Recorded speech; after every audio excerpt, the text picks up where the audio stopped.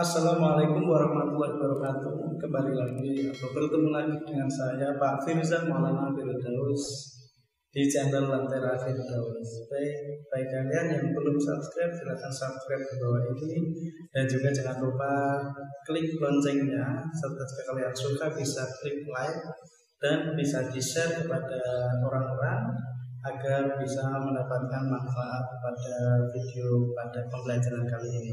Saat ini kita akan membahas kelas 5, pelajaran 5 tentang Rasulullah idolaku. Ayo anak-anak, siapa yang saat ini sudah mempunyai idola? Ayo siapa yang idolanya Cristiano Ronaldo? Siapa yang idolanya Lionel Messi? Atau siapa yang idolanya Neymar? Kalau perempuan-perempuan biasanya idolanya adalah artis-artis Korea. Nah, Pak Firda saat ini mengajak anak-anak agar mengidolakan Rasulullah Subhanahu wa Ta'ala. Nah, anak-anak, berapakah jumlah Rasulullah? Rasulullah ada 25 Rasul. Mari kita bersama-sama menyanyi 25 Rasul. 1, 2, 3.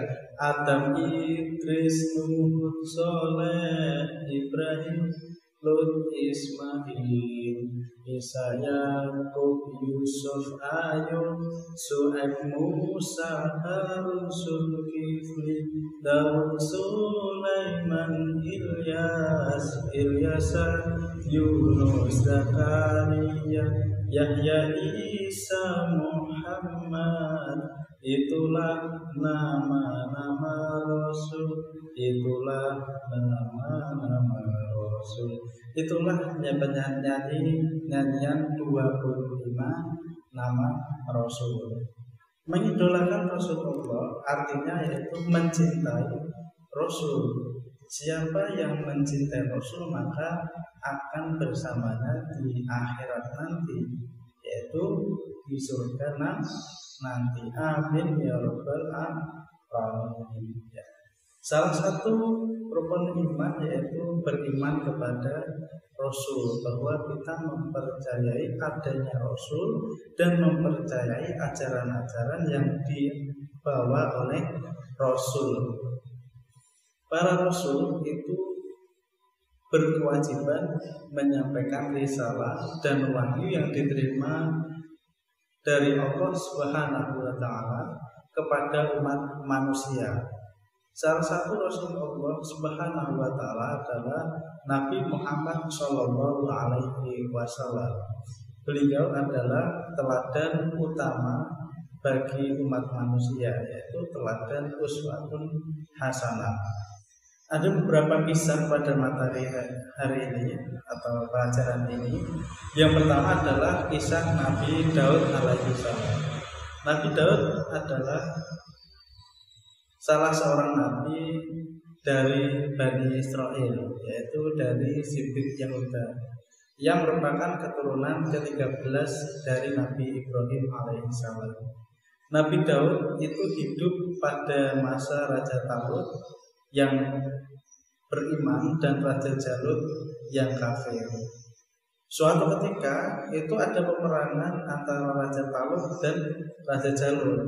Nah, Raja Talut berhasil mengalahkan Raja Jalut yang kafir, dan salah satu prajurit Raja Talut yang sangat pemberani itu adalah bernama Daud alaihi salam.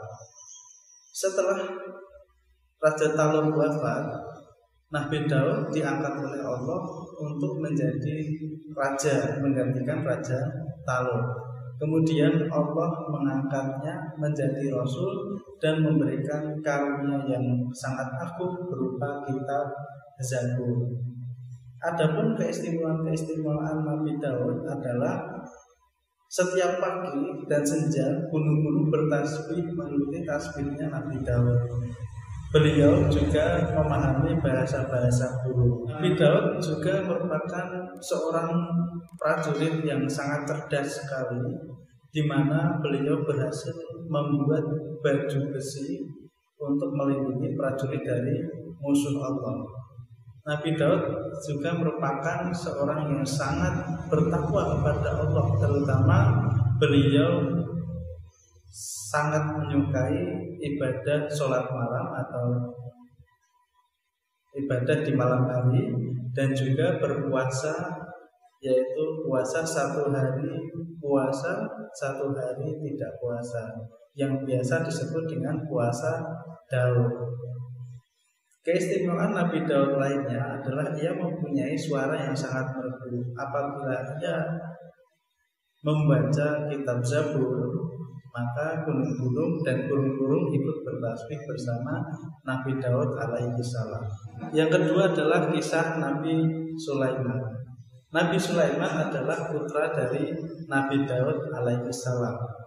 Setelah Nabi Daud alaihissalam wafat, maka kerajaan yang tadi dipegang oleh Nabi Daud itu dilimpahkan kepada Nabi Sulaiman, dan Nabi Sulaiman menggantikannya sebagai raja di kerajaan tersebut. Mukjizat yang paling terkenal adalah Nabi Sulaiman dapat memerintahkan makhluk Allah selain manusia, yaitu kepada hewan, angin, dan juga jin. Ada juga beberapa cerita yang menceritakan bahwa Nabi Sulaiman meminta jin agar membangun kerajaan Nabi Sulaiman tersebut. Meskipun kaya raya dan berkuasa, Nabi Sulaiman tetap rendah hati dan juga patuh serta tunduk atas perintah Allah. Betapa tidak kayanya Nabi Sulaiman. Karena apa? Karena luasnya kerajaan Nabi Sulaiman itu sangat luas sekali, dan juga barang-barang yang ada di dalam kerajaan tersebut itu semua banyak yang berlapis emas. Bayangkan kerajaan yang sangat besar dan itu lapis emas, itu betapa kaya rayanya Nabi Sulaiman.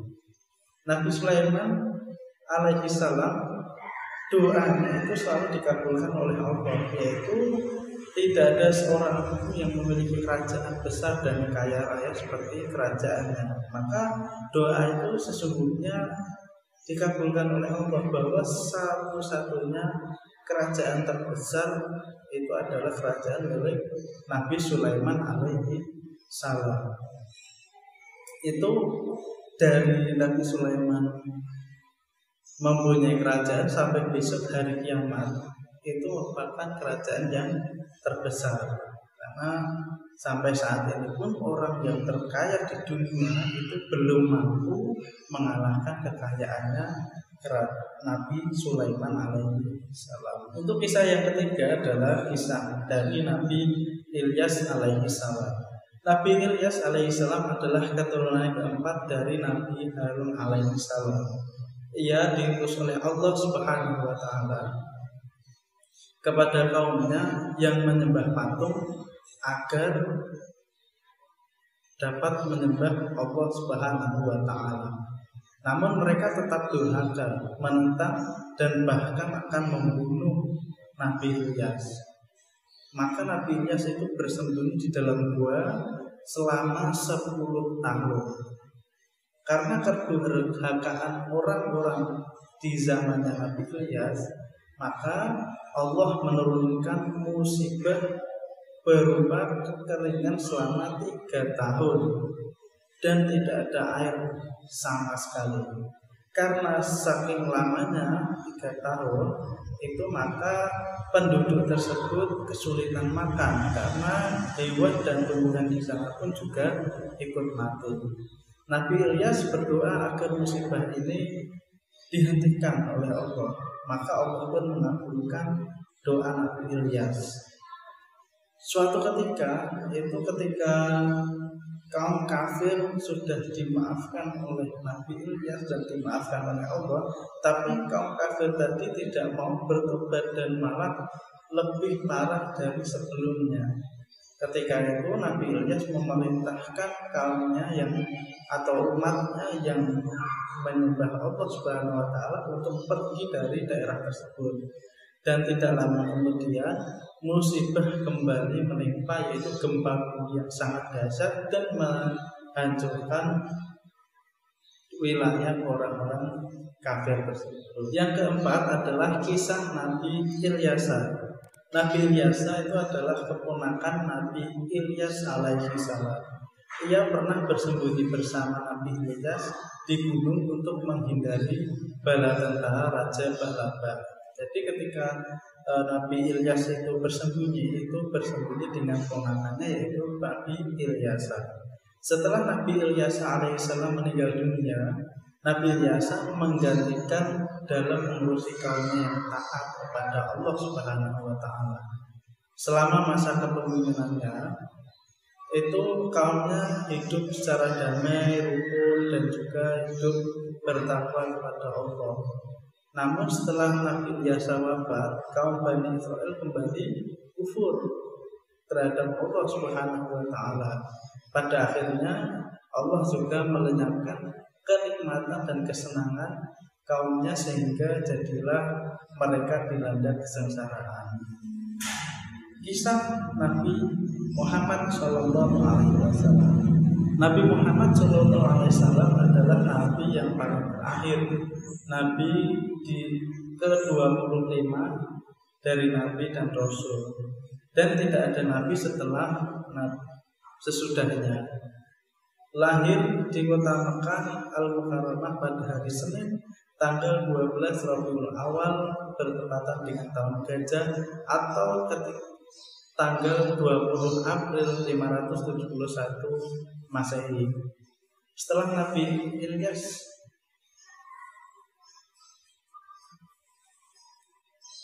Nabi Muhammad Shallallahu Alaihi Wasallam itu lahir dalam keadaan yatim, yaitu beliau tidak mempunyai ayah karena ayahnya yang bernama Abdullah itu sudah meninggal ketika Nabi Muhammad masih berada di dalam kandungan ibunya yang bernama Aminah.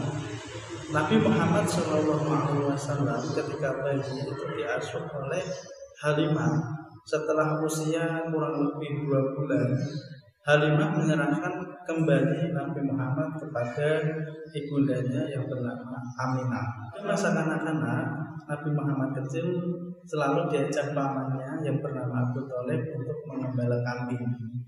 Pada usia muda, Nabi Muhammad Shallallahu Alaihi Wasallam terkenal tabah, sabar, tanggung jawab, pekerja keras dan sangat jujur, sehingga ia diberi julukan Al-Amin, yaitu yang terpercaya. Pekerjaan yang ia geluti saat itu adalah berdagang ke negeri Syam, hingga suatu ketika ia membawa berbagai jenis dagangannya kepada saudagar kaya bernama Khadijah. Karena kejujurannya, Khadijah jatuh cinta kepada Nabi Muhammad dan akhirnya Khadijah menjadi istri Nabi Muhammad. Pada usia 40 tahun, beliau diangkat menjadi Rasul, berdakwah mengajak umat manusia menyembah Allah Subhanahu wa taala dan meninggalkan kemusyrikan, yaitu penyembah terhadap berhala. Nabi Muhammad Shallallahu Alaihi Wasallam mempunyai kebiasaan berhalwat. Berhalwat itu apa? Berhalwat adalah menyendiri, mengasingkan diri dari keramaian manusia, merenungkan diri, mendekatkan diri kepada Allah Subhanahu wa taala. Beliau menyendiri di Gua Hira kurang lebih 5 km dari arah timur kota Mekah. Beliau melakukan halwat ini itu pada saat setiap bulan Ramadan. Hari ke-17 bulan Ramadan itu ada suatu peristiwa yang sangat terkenal sekali, di mana peristiwa itu menjadikan kita mempunyai pedoman hidup, mempunyai kitab, yaitu kitab Al-Quran. Nabi Muhammad mengalami peristiwa yang seperti tidak biasanya. Dia didatangi oleh malaikat Jibril sambil berkata, "Bacalah." Lalu Nabi Muhammad menjawab, "Aku tidak bisa membaca."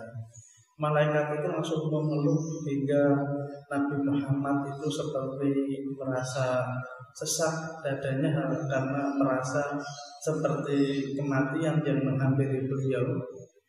Dan kemudian malaikat Jibril melepaskan Nabi Muhammad dan berkata lagi, "Bacalah."